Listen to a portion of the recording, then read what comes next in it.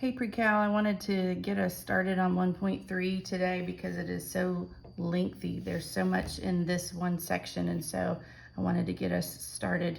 We're just going to hit a few of these slides today. So just starting off with some vocabulary, variable is a letter that represents an unknown value, some number. A constant is a number, doesn't have a variable with it. That's why we call it a constant, because it doesn't change. A 4 will remain a 4, or a -2 will remain a -2. Domain, we talked a lot about domain in Algebra 2. We will continue to talk a lot about domain in Pre-Cal. I mean, a lot. So just quickly looking at domain real quick. For example 1, it has here the square root of x. It says that the domain is x is greater than or equal to 0, but remember we're writing this in interval notation now, so that would be the bracket 0, comma, infinity, parentheses. So why is that what it is? Well, remember when you have a radical that has an even index, in this case it's a 2, it's understood to be there, you cannot take the square root of a negative value. That would then lead us to those imaginary numbers that we learned about in Algebra 2. So that is why the domain says, hey, this has to be 0 or bigger. Now, if we look at the second one, we have a rational function. We have 2 over x minus 3. What do we always say about fractions? You can't divide by what? You can't divide by 0. That means that this x minus 3 that's in the denominator, it is not allowed to equal 0. So if I were to solve for x, I would add 3 to both sides, and then I would find out, hey, x is not allowed to equal 3. So how do I write that in interval notation? Well, I say it can be any number to the left of 3 and any number to the right of 3. I just don't get to include the 3. That's why I don't have the brackets there. So remember, your denominator is never allowed to equal 0. The next one we have, it says the cubed root of x has a domain of all real numbers, so negative infinity to positive infinity. Why is that? Because the index there is odd. Anytime you have an odd index for a radical, your domain is all real numbers.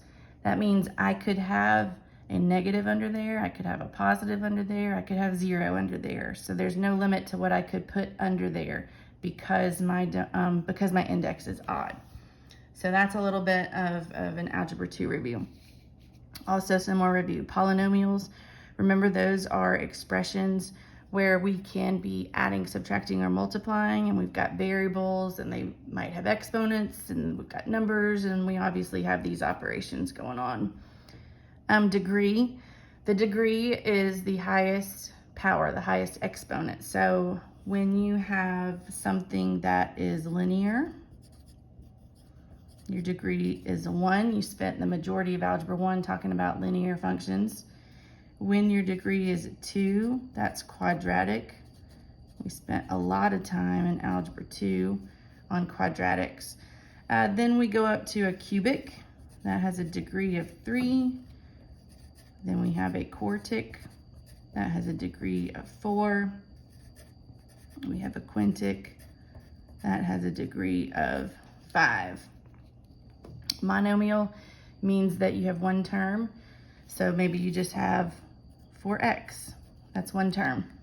Binomial means you have 2 terms. So maybe you have negative x plus 7.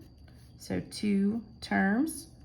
Trinomial, 3 terms. So maybe you have 4x squared minus 8x minus 2. So 1, 2, 3 terms. Standard form is whenever the exponents are in order that's descending. So starts with the highest exponent and then works its way down. I did it here, right? X to the first power, and then I don't have any x's at all. That's like an x to the 0 power. Here I did it as well. Second power, first power, 0 power. So descending order is a lot of times how we like to write things.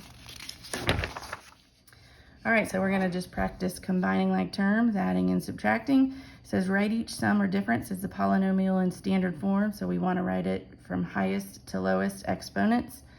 And then we will classify by degree and number of terms. So I'm gonna start off by looking for like terms. I have an x cubed and a 2x cubed, so that will become 3x cubed. Then I have an x squared and a 3x squared, so that's going to give me 4x squared.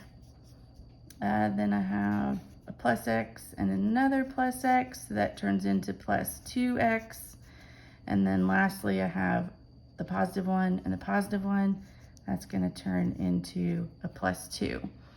So degree, my highest exponent is a 3. That makes me use the word cubic. And the number of terms, I have 1, 2, 3, 4. There's no magical word for if you have 4 terms. So at this point, we just say polynomial. So this is a cubic polynomial. Now with a problem like number 2, because it's a minus sign, and this is where students make mistakes, and I want to really caution you on this. First, distribute the minus sign, turn it into a plus sign, get rid of the minus sign, and then combine like terms. So my first set of parentheses will not change at all. But I'm taking this minus sign, and I'm going to distribute it to the second set of parentheses, and all that does is change the sign. So instead of a positive 2x to the 4th, I have a negative 2x to the 4th. Instead of a positive 5x cubed, I have a negative 5x cubed. And instead of a negative 10x squared, I have a positive 10x squared. So first, if there's a minus sign, distribute that minus sign, and then let's combine like terms. So if I'm writing it in standard form, I'm looking for my highest exponent, which is right here. There's nothing like it, so it's not going to change. Negative 2x to the 4th. Next, I'm looking for things raised to the 3rd power.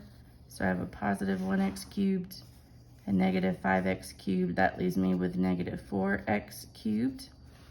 Then I'm looking for things to the 2nd power. Right here, only one like it, so I have plus 10x squared. Then I'm looking for things to the 1st power, right over here, minus 5x. There's no like terms. And lastly, I'm left with a plus 1. So degree, highest exponent is 4, so I'm going to use the word quartic.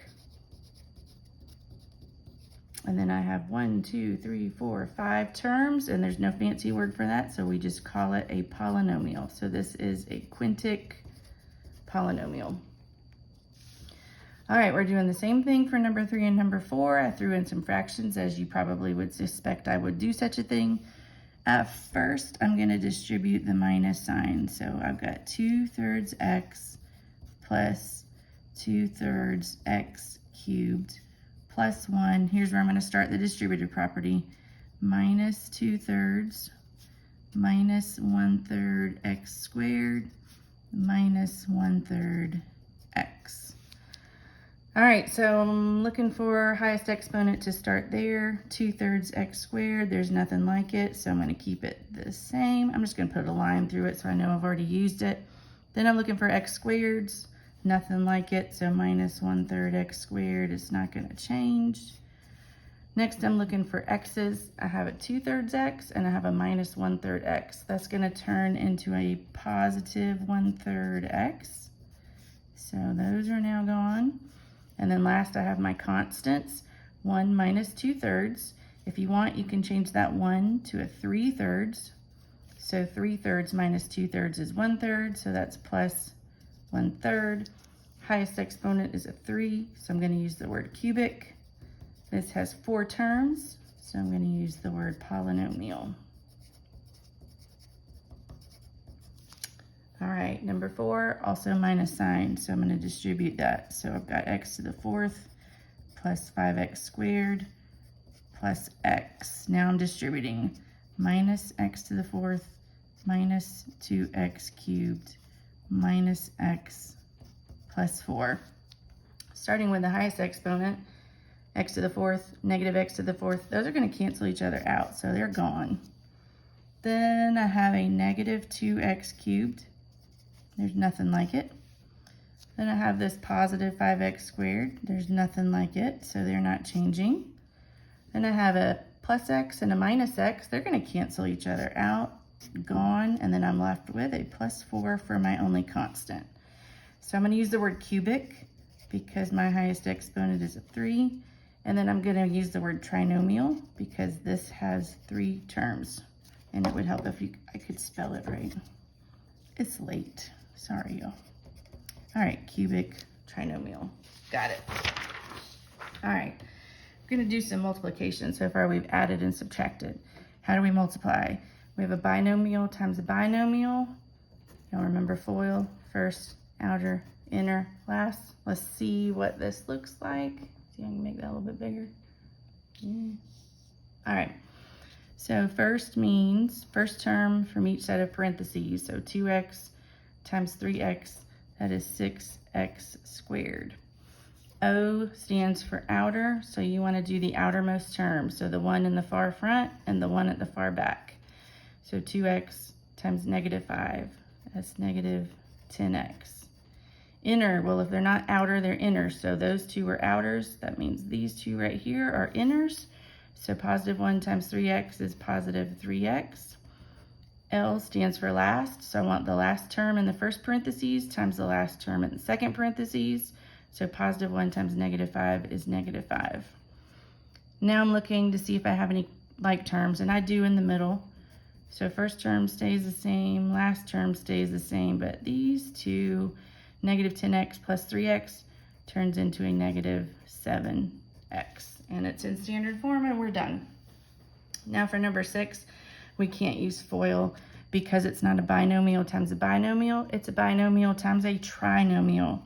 So if you remember back in Algebra 2, we're going to take what's in the first set of parentheses, so the x squared and the -3, and we're going to be distributing it to what's in the second set of parentheses, which is that x cubed plus 2x plus 1.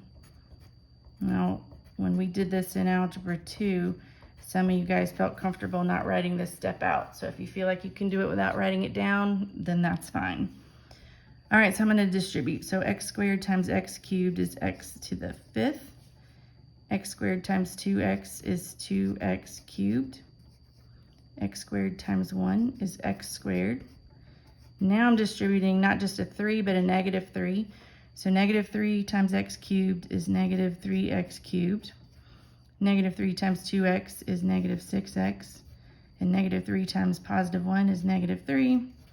And now I want to combine like terms. Again, I'm going to start with the highest exponent. X to the 5th is not going to change. There's nothing like it. There's no x to the 4ths. Then I have the cubes. 2x cubed minus 3x cubed is going to leave me with a -1x cubed. So I'm going to put -x cubed. Then I'm looking for x squared, and there's only 1, so it's not going to change.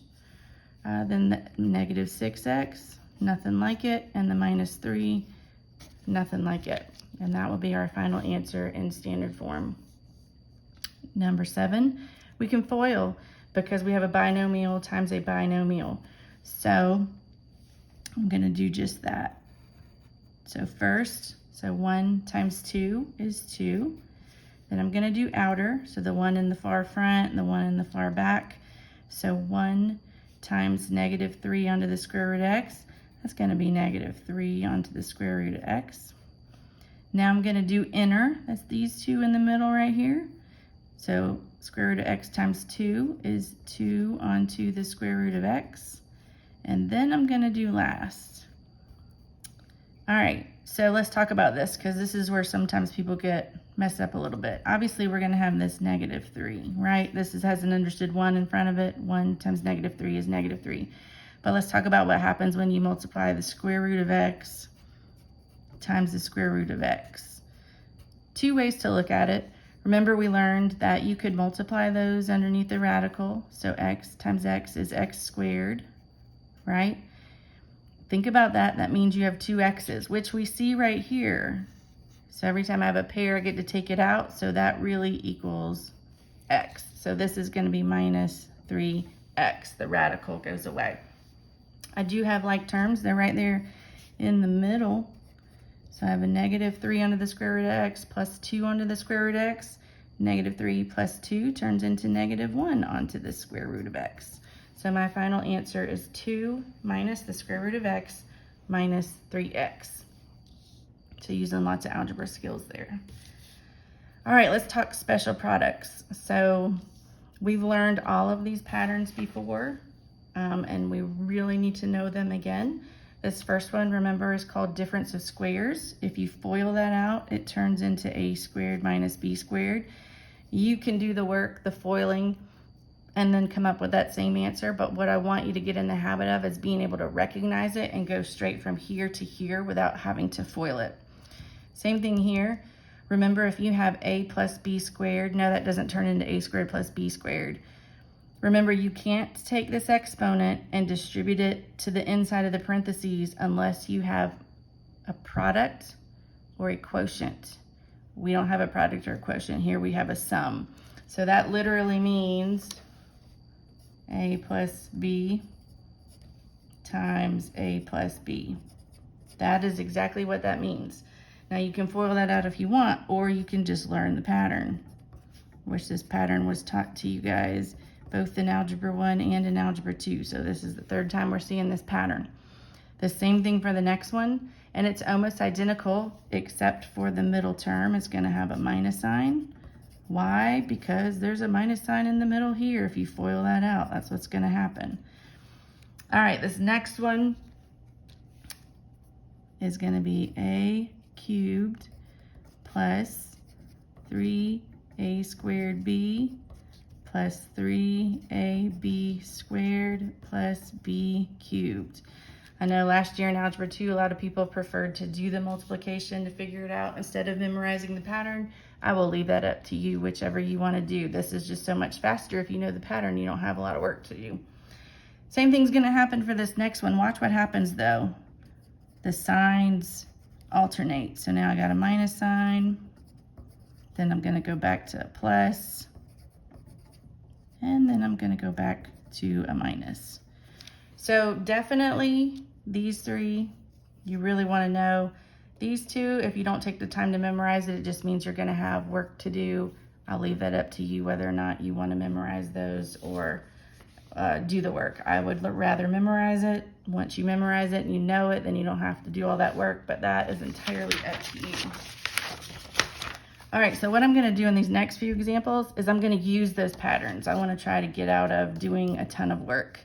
So this first one, I automatically know that's that difference of squares pattern. That's where my answer is going to turn into a squared minus b squared.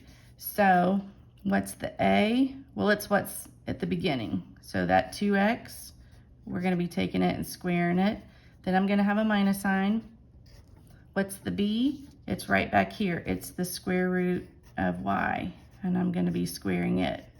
So if you know the pattern, we're going to save ourselves work instead of FOILing it out.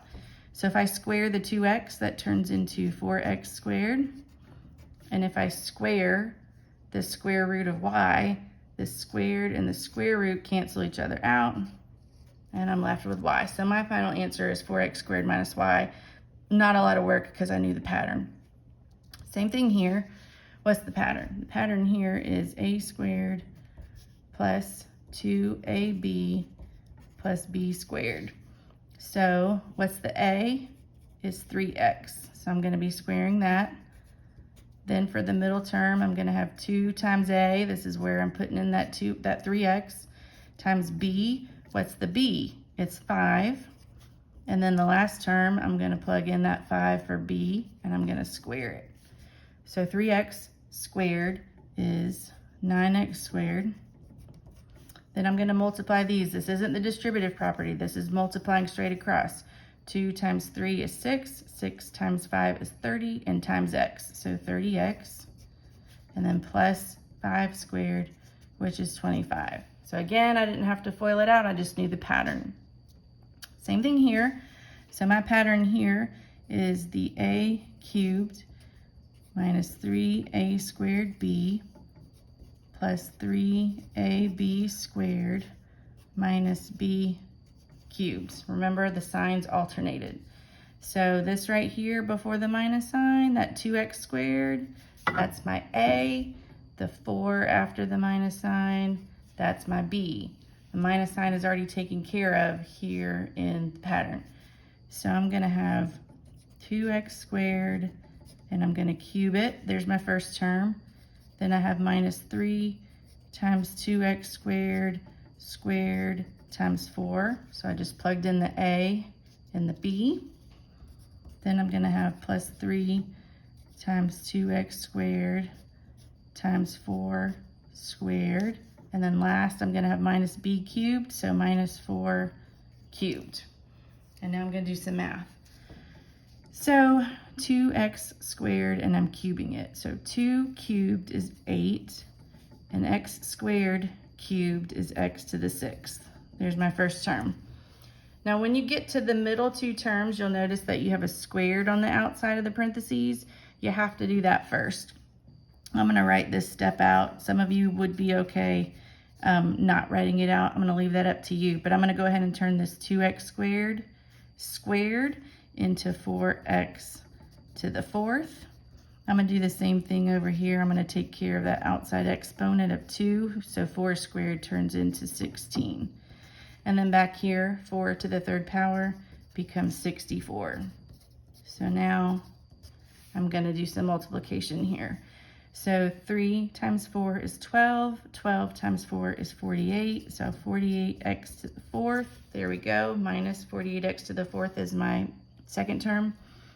Next, we're going to have plus 3 times 2 is 6. 6 times 16 is 96. So 96x squared. And then keep that minus 64. All right, so you guys can kind of make that decision if you want to learn those patterns or not. Here's where you have to know patterns, and I can't stress this enough, so I'm putting a star over here. These patterns you must know. So here I have a difference of squares. This is where we get into factoring, which is really the bulk of this lesson. We're going to actually stop at this particular slide today and then start back with getting into factoring. But that's what we did a whole lot of in Algebra 2, and we're going to continue to do that. The whole basis of pre-cal is you have to be comfortable with factoring. Remember, factoring means you're trying to figure out what was multiplied together to get this. So how do we get an x squared minus y squared? Well, that's the pattern we just talked about, that difference of squared pattern. So x minus y onto x plus y. You have to know it. This one right here turns into the x plus y squared. This one, the only difference is that middle sign is a minus. Guess what it does? It turns this into a minus. All right, now we just talked about those on the other side. We just had a's and b's on the other side instead of x's and y's. All right, we got to know them. But these two are different. We did learn them in Algebra 2, so they're not brand new. But we haven't talked about them yet in this section. This is going to be different than the other two we saw on the other side of this paper. And I cannot stress to you enough that you have to know this. I wish that I had like something cool to help you memorize it, but I don't. You just have to know it. So for the x cubed plus y cubed, that's called sum of cubes. It becomes x plus y in the first set of parentheses onto x squared minus xy plus y squared. Again, I wish I had something that could help you memorize it, but I don't. Here's what I did teach you guys though last year in Algebra 2. This trinomial back here never factors any farther. So you don't even have to try and waste your time to factor it. It's not going to. Just stop. All right, this one is almost identical, except it's a difference of cubes. So watch what happens. It's almost the same pattern. This middle sign is going to be different. And over here, this middle sign is going to be different. Everything else is the same. So middle sign, middle sign, middle sign are different from this particular pattern. All right, that's where I'm going to stop for today. Tomorrow we'll pick up where we really get into the meat of this lesson, which is factoring, and it all comes straight from Algebra 2. So we'll talk about that then. Bye.